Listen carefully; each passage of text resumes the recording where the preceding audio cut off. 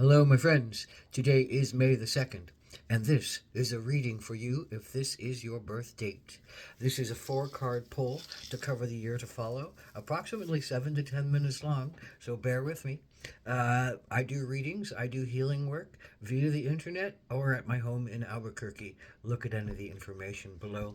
This is a 4 card reading, as I said, a general energy card for the year, a challenge you might face this year, an action you can take to stay in balance, and an outcome or synopsis card. This is the general energy card of the year, and it deals with the king. And what is the king?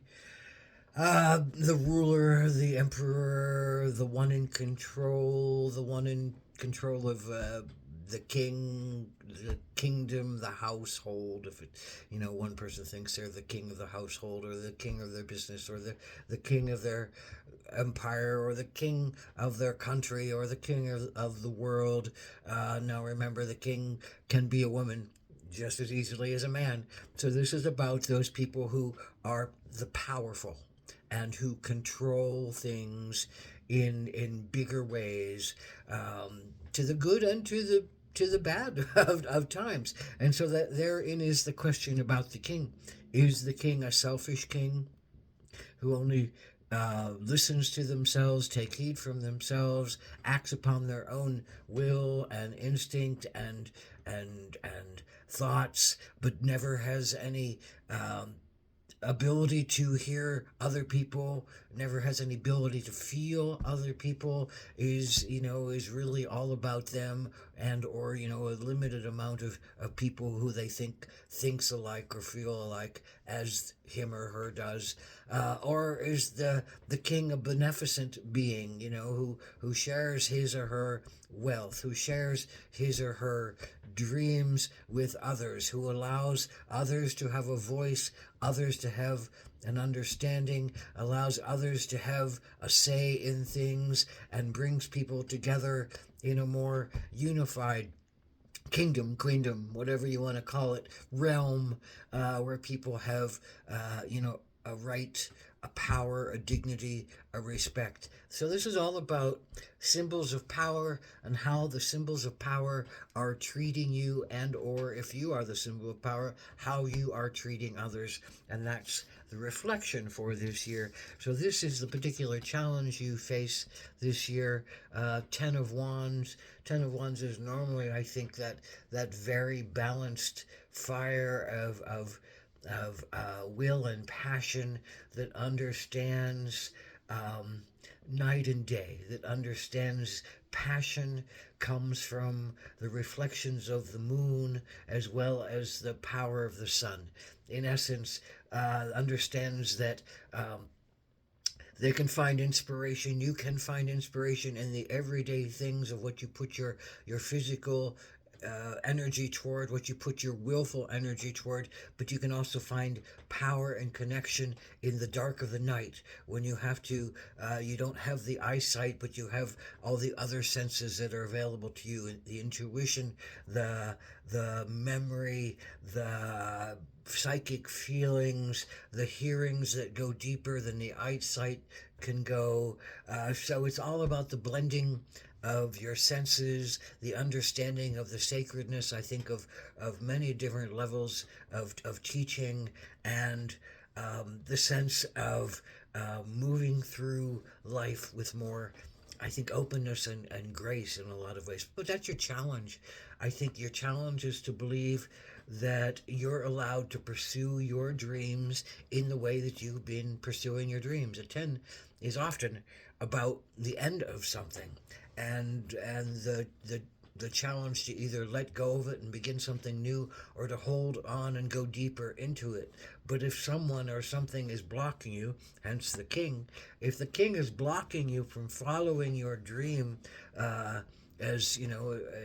very empowered being who knows really what you want to do, and feels deeply what you want to do, and feels that it not only is it good on the physical level for you and yourself and others, but it's also good on the spiritual level for you and yourself and others, and that you are thwarted in some ways from following your dream, and you don't know what to do, and you don't, I think, know whether to end this and try something different or to dive deeper. But you know that on some level there's something blocking you, and it's going to be much more challenging. And do you want to be up to the challenge? Do you feel like you're up to the challenge?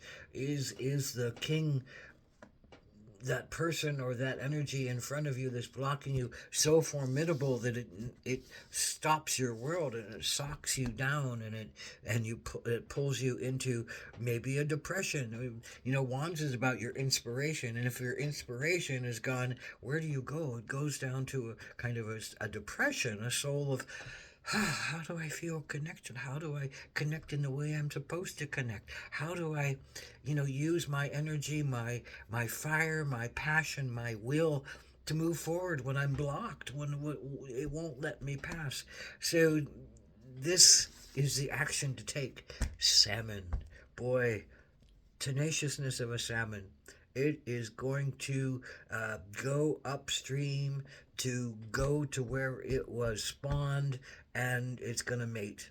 And it survived as a life, as a spawn that went down the stream and grew in the water, and then swam back upstream against all hazards and bears and rocks and pools and dryness and desertification and floods and whatever else it could face, to swim upstream and get to the place where it could mate and create a new generation. You got to keep pushing. And I think this is what this card always says. Be tenacious. Be headstrong. Be steadfast. Remember your goal. Feel your goal. Hear your goal. Become your goal. There is a sacredness to what you think is right about things. There is a sacredness to what you believe is your path and your power and your truth. And to let go of that truth and that path and that power is not really your calling at this time. So you have to face the king. You have to face the king inside of yourself that wants to negate you and say you're not up to it, or you're not able to do it. And those words that somebody else probably put into you that says you're not up to the task. But you have to face the kings outside of yourself, men or women, again, who might be saying, yeah, no, you can't go there. I don't want you to go there. I don't care if you're up to the task or not. I'm just going to stop you from going there because it doesn't feel right in my view, and I'm not going to listen to you. So you have to, on some level, I think, keep aspiring, keep giving your voice, keep pushing your dream and your passion, and face up to the kings, whatever that means. Sometimes it's dangerous, and sometimes it's easy, and the king might suddenly have a change of heart and move in a whole nother direction. But you have to not give up, and you have to find your voice, and you have to be tenacious about this. I think you have to really give your willpower to doing this thing in front of you, and it's going to give you the lessons you need to learn about yourself. For one, steadfastness, patience, impeccability, and purpose, and courage, and all those powerful things that teach us about who we are and what we're capable of, and how magnificent we are in our creativity, how magnificent we are in our ability to swim life's challenges and learn life's lessons and keep going over and over again as life keeps spiraling back to us, often the same kind of patterns, to see who we are against them, how we are against them, and to see if we've gotten any growth out of them. That's our reflection, to always see if we've gotten any growth out of our experience that has come before that might have, tempted us down or brought us down or stopped us in our tracks or kept us from feeling, the best about ourselves or the most honorable about ourselves. And so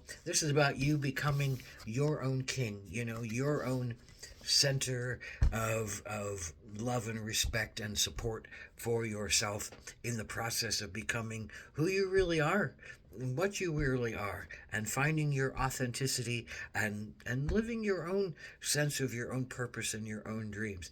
It won't be hard. I mean, it won't be easy.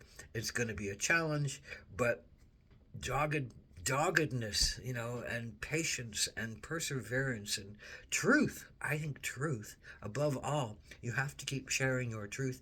You have to keep sharing your light. You have to keep sharing your sacred visions and your sacred connections. Aho.